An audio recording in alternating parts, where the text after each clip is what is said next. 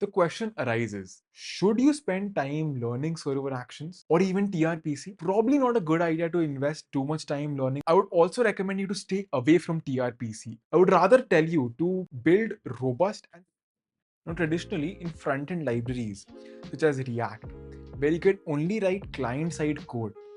The way we used to handle mutations, such as adding an item or deleting an item, was through an API, an endpoint. So you basically needed to host a different backend, write your endpoints over there, and then use those endpoints inside your React code using Fetch or Axios or whatever you preferred. Then we got full stack frameworks such as Nextjs. Now in Nextjs, you don't need to actually host a different backend altogether. You can write all your backend logic, all your endpoints inside the API routes of the Nextjs folder. And this made it very convenient for us to write backend logic, and that is our API endpoints inside Nextjs, and also have our front-end code in the same code base. Now this is not a monorepo I'm talking about, it's the same project. So it made it very easy for us to host our projects and probably even change whatever APIs we want and instantly change it on the front end as well. But the way in which we handled mutations on the front end remained pretty much the same. We still had to use Fetch or Axios to send in requests to our backend, that is our endpoint, for mutations. And now in 2024, we have server actions. Server actions allow us to send post requests to our server directly from our client component without ever leaving it. That is, it's basically a function which acts as an API. That is, it is essentially a remote procedure call, an RPC. All we need is the use server directive followed by our mutation logic. And yeah, you have your mutation directly in your front-end code. That's how tightly coupled it has become now. But you would think that because of this, the developer experience or the intuitiveness of writing server actions would be very high, because you know how, because it's directly co-located with your front-end code and you know exactly what your back-end code is going to do without leaving your client component. Well, you would be wrong, because server actions are very, very convoluted. They use unintuitive hooks to manage pending states. Error handling inside server actions is a complete mess. And yeah, things can get out of hand very easily if you're using server actions. Let's see it in code. Alright, so I've scaffolded a very basic Nextjs project. Now let's look at our add form component, where we'll be looking at how client component interacts with server action. So here, this is the client component, and we have a form over here. Inside the form, we have the input and the submit button. Now, if you look closely, we also have an action prop, which we are passing to the form. This action is what accepts the server action to further mutate the data. This create to do is nothing but a simple async function that will mutate our data. And yes, it does need to use the use server directive. Let's see if it works. Hi. And wow, it does work. That was very fast and that was very intuitive. Not a problem at all. But let's look at how we'll be handling pending states. So there is a hook called useFormStatus, which we'll be importing from React DOM. And that will help us in identifying the pending state inside our form. Let's check it out. Did you notice there is no loading state over here?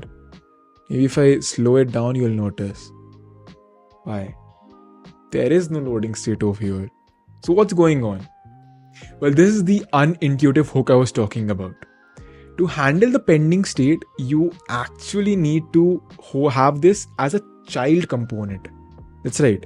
This needs to be a child component. That is the submit button over here. And maybe now, after shifting this to a child component, now you can see the pending state, right? Yes. Now you will be able to see the pending state whenever you try to add a to-do. There's the loading state. Alright, now that we've looked at the pending state, let's look at how we can handle the response. That is the error state or the success state that we get back from our action. So right now we'll have to use something known as useFormState, which is a hook.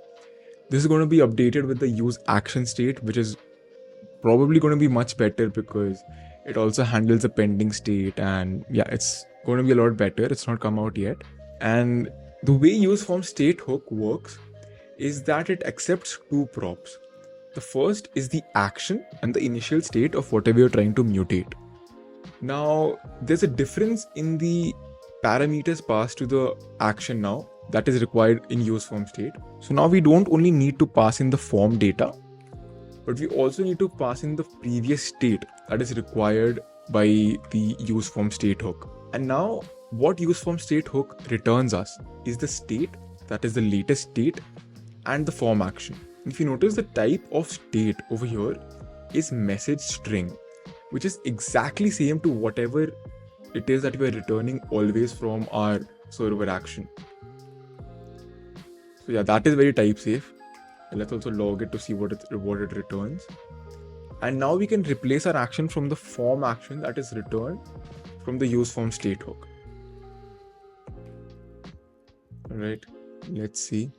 So initially, the initial state is empty, which is what we've set over here.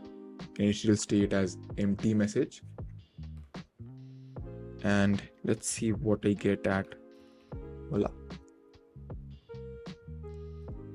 If you notice, I have an added to do hola, which is what I return from my server action over here.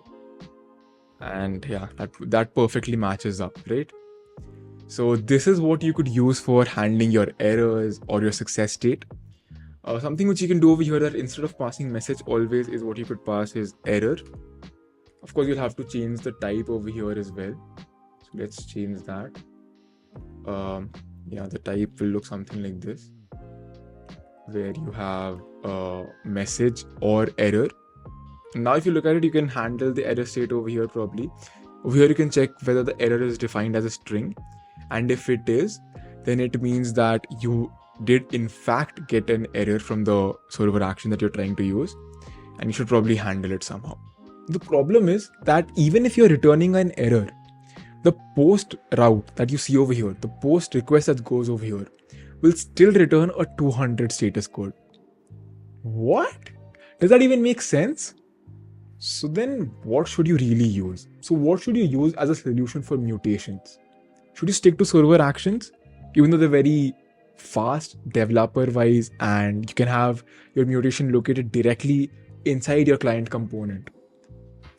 Well, my recommendation to all of you is to use tRPC. tRPC is an absolute beast when it comes to mutations and even fetching data. So let's see an example of here. For example, I have a form over here where I'm mutating, that is I'm creating new data I'm creating a new feedback form. So this will be a very brief of how tRPC is much more intuitive and a lot more developer friendly, in my opinion. Again, let's see. So over here, I'm using tRPC along with React hook form. That is, everything is being handled currently on the client side like it's supposed to, except that you don't need to handle pending states in a separate state or the error in a separate state. That is, all of that is taken care for you by tRPC and React query, TanStack query. So here I'm defining my use form hook that is coming from React hook form, and I'm simply using this mutation. That's it, this mutation to handle a create feedback. And yeah, over here you can see I can handle my own success separately. I can handle my own errors separately. I can throw errors very elegantly inside my protected RPC. Yeah, with protected RPC, that brings me to middlewares. That is something that is again missing from server actions. You can have middlewares for a different protected procedure, wherein you can throw an unauthorized error, and that'll give you a very beautiful error message saying that the user is unauthorized. Yeah, I mean, there is so much in tRPC that you really don't need anything else apart from tRPC to handle your mutations or fetching your data. And the fun part is that tRPC does not only work on the client side, but it also works on the server side, which is amazing. So I've prepared a chart which we can go through comparing tRPC with server actions. So let's talk about the intuitiveness and the ease of use in tRPC and server actions. I'll give probably tRPC a good enough rating over here that it is pretty good in terms of intuitiveness. Ease of use could again depend because it is not something that is already present inside Nextjs. You need to learn it separately.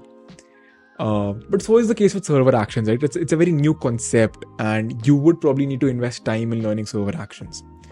So in terms of intuitiveness and ease of use, I would still give server actions a good enough rating. It can be unintuitive, but once you get a hang of it, it's pretty simple.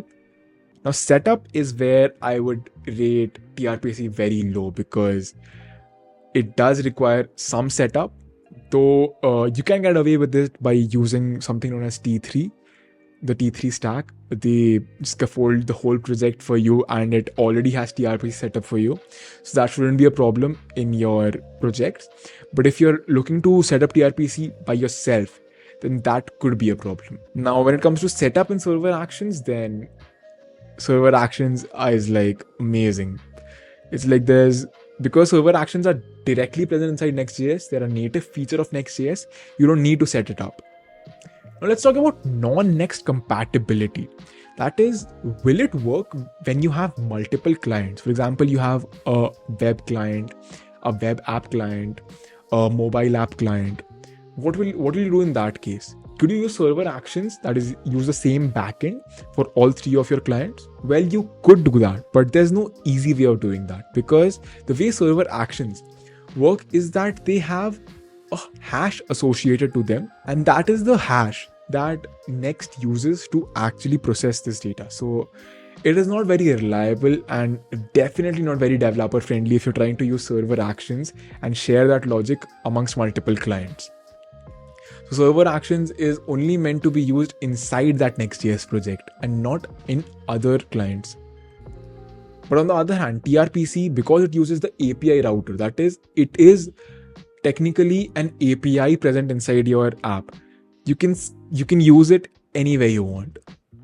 So over here, tRPC for the win, and server actions unfortunately falls short over here. Yeah. And what about the pending and error handling states? So here again, server actions, as we saw, is probably pretty bad. At least the pending state, in my opinion, is very, very unintuitive. Why do I need to have a separate child component when I'm already inside a client component? I mean, it doesn't make sense. But even apart from that, even if I can get over the pending state, error handling is very difficult, in my opinion, to do inside server actions. Because you need to check what response you're getting from the server. Even if it's a 200, you still need to check it. You need to check whether you have received an error property inside your serialized object. And then you can handle your error as you usually do by probably setting a state or raising a toast message or whatever it is. But on the other hand, in tRPC, the pending state and the error handling state is very, very simple. So if you look in tRPC, so the create feedback actually contains the pending state. So you don't need to worry about how the pending state is working, and you can directly use it inside the client component that you are already inside. So yeah, pending state is very easy because pending is actually just the property inside the value over here. That is the mutation value. And similarly, even error handling is very simple. You have a separate function which you could run on any error that you receive from the backend. So you don't need to actually check anything manually. You get a very beautiful type safe error over here, which you can check out how it's working. And yeah, overall, it's very, very easy.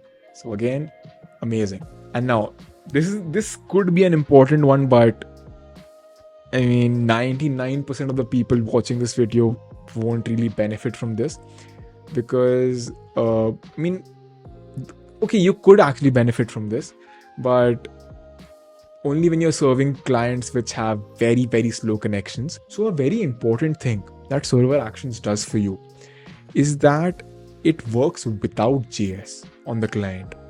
That means even if your client has not loaded the complete JavaScript bundle into their device, they can still submit forms using server actions.